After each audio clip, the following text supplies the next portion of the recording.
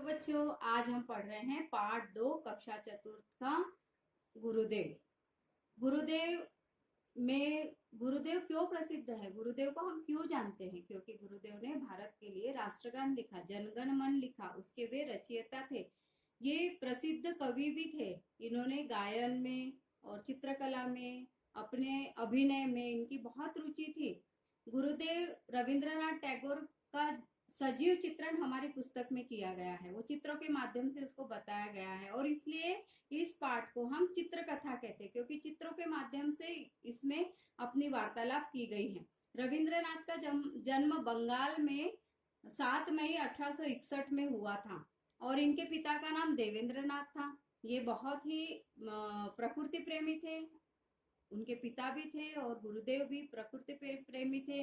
इनकी साहित्य में बहुत रुचि थी। इन्होंने पुस्तकें भी लिखी और इनके पिता ने उच्च शिक्षा के लिए इन्हें इंग्लैंड भेजा, लेकिन इनमें देश प्रेम और राष्ट्रभक्ति इतनी भरी हुई थी कि इन्होंने इंग्लैंड में उच्च शिक्षा ना प्राप्त करते हुए भारत में पुनः ये लौट आए और लौट कर इन्होंने अपना अध्ययन यहाँ पूरा किया। इसके पश्चात उन्होंने एक शांति निकेतन विद्यालय खोला। 1901 में शांति निकेतन विद्यालय खोला। उन्हें बच्चों से बहुत प्यार था और ये बच्चों के लिए इन्होंने विद्यालय खोला था। इन्हें सारे बच्चे प्यार से गुरुदेव कहने लगे और आगे चलकर इनका नाम गुरुदेव के नाम से प्रसिद्ध हो गए। इन्होंने एक पुस्तक लिखी थी, प्रसिद्ध पुस्तक गीतांजलि, जिसके लिए इन्हें नोबेल पुरस्कार प्राप्त हुआ। फिर अंग्रेजों का शासन था तब हमारे भारत में, तो अंग्रेजों ने भी इन्हें सर की उपाधि से सम्मानित किया। लेकिन उसी समय एक बहुत बड़ा कांड हुआ था, जलियांवाला बाग हत्याकांड, जिससे गुरुदेव बहुत दुखी हो गए और दुखी होने के बाद उन्होंने अंग्रेजों को ये सर की उपाधि लौटा दी। इस तरह इनसे हम राष्ट्र प्रेम, देश प्रेम की शिक्षा ले सकते हैं। बच्चों, इस पाठ के शब्दार्थ क्या क्या हैं? कांड यानी क्या होता है? घटना। जलियांवाला बाग हत्याकांड हुआ था, उसको एक घटना के रूप में हम देखते हैं। प्रतिष्ठित यानी सम्मानित। संस्कार यानी श्रेष्ठ गुण, ईमानदारी, कर्तव्य परायणता, निष्ठता, ये सारे गुण होते हैं हमारे। तो संस्कार यानी श्रेष्ठ गुण। कथा यानी कहानी। वृद्ध यानी बूढ़ा। सुरीला यानी मधुर आवाज, इसको कोकिल कंठी भी कह सकते हैं। जिनकी आवाज कोकिला के समान मधुर होती है उन्हें कोकिल कंठी कहते हैं। सुरीला यानी मधुर। रुचि यानी लगाव। प्रांत यानी राज्य। हमारा प्रांत क्या है? मध्य प्रदेश। ऐसे हमारे कितने प्रांत है? 28 प्रांत है। विभाजन यानी बंटवारा। निर्दोष यानी जिसका कोई दोष ना हो, उसे हम क्या कहते हैं? निर्दोष। शैली यानी क्या होता है? तरीका। बच्चों, आज हम इस पाठ के पाठ 2 गुरुदेव के प्रश्न उत्तर कर रहे हैं। रविंद्रनाथ ठाकुर का जन्म कब और कहाँ हुआ था?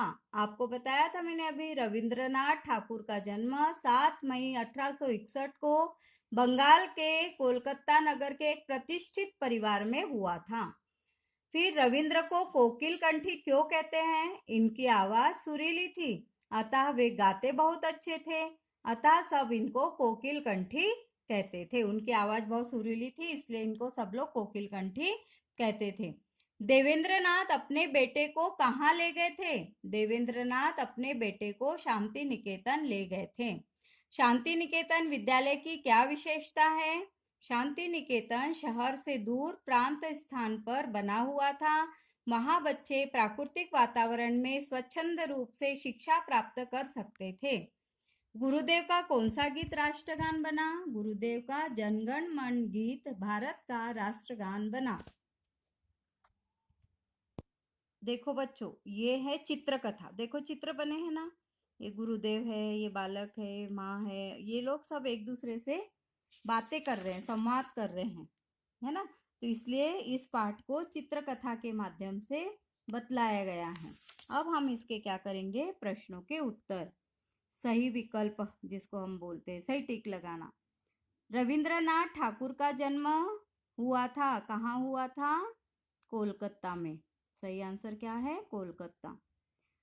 बालक रवि ने अपनी पहली कविता उम्र में लिखी थी। कितने उम्र में?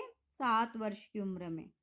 रविंद्रनाथ ठाकुर ने अपना विद्यालय स्थान पर खोला। कहाँ खोला था? शांति निकेतन में। रविंद्रनाथ ठाकुर को गुरुदेव का संबोधन सबसे पहले दिया था। किसने दिया गुरुदेव का संबोधन? महात्मा गांधी ने। रविंद्रनाथ ठाकुर उच्च शिक्षा प्राप्त करने देश में गए थे, इंग्लैंड में। इंग्लैंड गए वो और फिर वापस आ गए। फिर खालिस्तान करेंगे अब हम। खालिस्तान बोलना। रविंद्रनाथ को खालिस्तान पुस्तक पर नोबेल पुरस्कार प्राप्त हुआ। गीतांजलि नामक पुस्तक पर नोबेल पुरस्कार प्राप्त हुआ था। दूसरा खालिस्तान, रविंद्रनाथ को खालिस्तान से बहुत प्यार था, प्रकृति से बहुत प्यार था। रविंद्रनाथ को सभी सम्मान पूर्वक गुरुदेव कहकर पुकारते थे। क्या आएगा यहाँ पर? गुरुदेव। गुरुदेव ने खालिस्तान संगीत की रचना की। रविंद्र तो कौन सी संगीत की रचना की थी? रविंद्र। अब प्रश्नों के उत्तर तो आपके हो गए। यहाँ पर एक चार्ट बना हुआ है, इस चार्ट को आपको सही तरीके से लिखना है। मैं आपको ये यहाँ लाइन से दिया गया है, इसको सही करना है। देखो, गीतांजलि पर उन्हें नोबेल पुरस्कार मिला।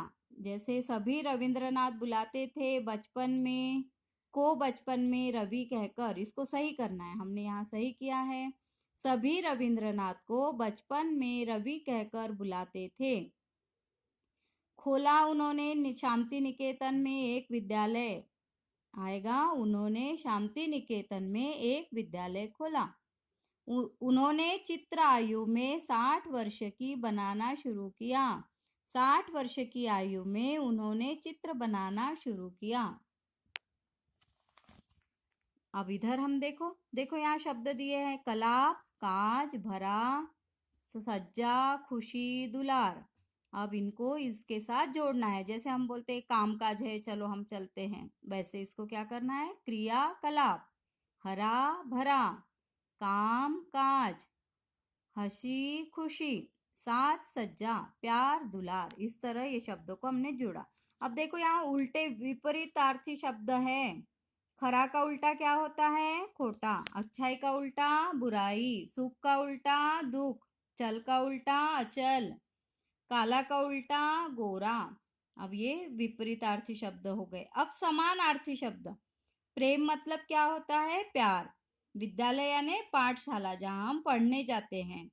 आयु यानी उम्र, कितने आयु के हो, कितने उम्र के हो। पुत्र यानी बेटा। इस तरह ये पाठ आपका पूरा हुआ। इसको आपको कॉपी में लिखना है और पाठ की रीडिंग भी करनी है। ठीक है बच्चों।